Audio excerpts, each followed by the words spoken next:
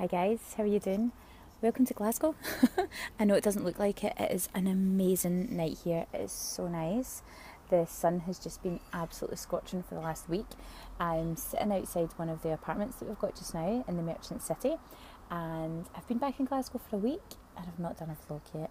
We did do a kind of mini one, myself and the team, but we've not uploaded it yet. And the last time I spoke to you, we were doing the Get Me to New York vlogs, and we got up to vlog 20, and we were talking about planning for Saturday the 6th of June, Saturday the 4th of June. And on Saturday the 4th or Sunday the 5th of June, I was going to be in New York City. It's Monday the 6th of June, and I'm in Glasgow. So, what happened?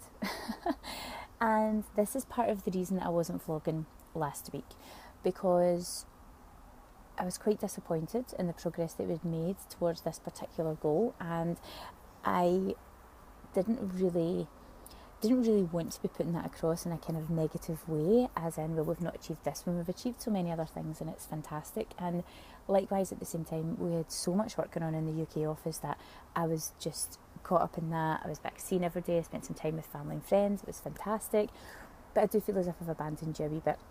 So I want to update you on what happened. We had set our sights on getting to New York City for a number of reasons. Since we've been out in Kuwait, we have investors in Kuwait who want to invest in what we're doing, and what we're doing works particularly well in New York City, and that's when it comes to property development, and in particular the LWG style of development. But also we are starting to look at growing Amy globally, which is crazy. And through that, what we need to do is to get into these other markets, to find contacts and partners and business partners and everything like that in those new markets, so that they can push the brand forward and we can work with them on the same basis that I work with Brian in the UK and our other partner in the Middle East. So the aim for getting out to New York was to get all that sorted. Well, Ramadan was going on in Kuwait, and Ramadan Mubarak to all of my Muslim friends in Kuwait. Well, Ramadan was going on in Kuwait. I thought it would be a good time to get out of the country. Not much work gets done. It's a time of reflection and prayer, and people tend to focus on their family life, and that's fantastic. For having the business there, I've got somebody there to run it for me just now, but actually for my presence, I thought I would maybe be better going elsewhere and building something. So the plan was that I'd be back in Glasgow for a week and then head straight out to New York, and I was supposed to be flying out at the weekend, and it became apparent about Monday, Tuesday this wasn't going to happen. We had so many things going on.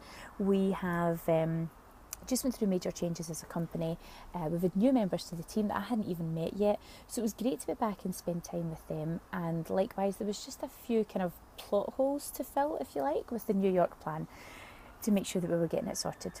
So I'm going to change the title of the vlog, and unfortunately the vlog will not be called Get Me to New York anymore. Instead, the vlog is going to be called Countdown to New York, because I'm booked. We booked the flights. We are arriving in New York City a week today. So we're arriving on Monday the 13th, and I'm getting the flight from Glasgow at like 7 a.m. in the morning and getting to New York at 2 o'clock. So by this time, probably just about this time next week, we'll be in New York City. So we were a week late on our goal, and that's not disappointing. These things happen. But before I had these tickets booked, I was feeling as if I had kind of let you guys down, and feeling as if I'd kind of let the team down, because we'd strived towards this goal. And I was speaking to my friend about it last week, and she said, but you told everybody at the start of this vlog you wanted to do a real-time anatomy of a goal. And that's what happens when you set a goal.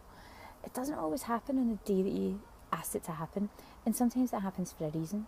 And the reason that I can see for this is we've actually now got an extremely exciting day planned in London on Thursday, that I'm getting to go down and see a new potential development down there with all of my business partners. So me, Brian, David and Cassie are going down in the train in the morning, back up in the train at night. We're getting to spend all that time together planning and organising, and we're getting to go see some amazing properties in Mayfair. That wouldn't have happened if I was out in New York just now. Also, I get a couple of extra days with the team. I've been able to enjoy this lovely Glasgow weather, been able to see my family more, been able to see my friends more. So it's worked out, and it's worked out for the best. And I think that's what happens when you set a goal sometimes.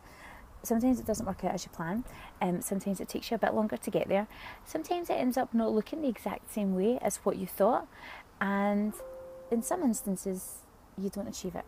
In some instances you end up getting something completely different. And I think you need to be okay with that as well, because that's where the attitude to failure comes in. Because if you didn't get the intended outcome, that's just a different outcome. It's not a failure, it's just something new. So in all the time when I was beating myself up last week thinking that we're not going to do this, where's my place in the company, what should I do, should I go back to Kuwait, and all that time I should have shared that with you. I should have took you through how that works, and I didn't, because I suppose there's a certain element of pride in it. You don't want anybody to see that you're struggling to get somewhere, but likewise I want this to be positive and motivational. But sometimes the biggest motivation is for you to know that it's not always going to turn out exactly like your plans, and just find the good and the positivity and the benefits in every way that it turns out. And how I got through last week was, I'm a massive fan of Casey Neistat's vlog, and when I was in New York in December, I basically had managed to scoot together enough money for the flight. I found Airbnb accommodation, and I was only out in December for a couple of very, very small league meetings, and I was basically looking to find a couple of realtors and a couple of companies out there who did what we did. I fully expected to come back from that trip in December and continue with the plans to move to New York within the next, say, 3 to 5 years, but just to have all our contacts set up there. And then I would be able to use these contacts to extend our business there by being able to offer a service, but through these other people. And what happened when I was there is, randomly this vlog was on, and it was Casey Neistat talking about when he first moved to New York City, and he was talking about all the things that you go through to move to New York, and it resonated with me so much, because it is hard. Any change is hard. We've spoken about that before. Moving to New York is particularly hard. I think it must be one of the most difficult cities to move to in the world. But once you get there, in fact, let me get the big man to explain it to you himself, okay? And while we do, I'm going to celebrate with a cold beer on a goal well achieved, even if it was a week late. Hang on, I'll take these headphones out and I'll turn you around and you can hear it from the horse's mouth.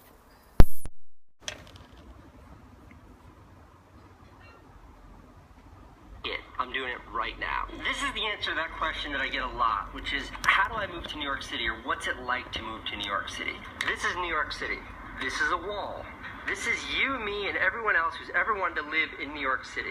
Now, to get from here to here, you have to go over this wall. And to get over this wall, to do this journey, takes everything you've got. Everything you've ever done in life, everything you've ever earned in life, all the resources you have been used up getting over this wall just to get into the city. And then you're here, you're left in the city, and you have nothing. You start at the very, very bottom, and you slowly start this climb again. This time the ascent is in New York City, the hardest place to possibly survive. To be able to live here, to be able to move here, make no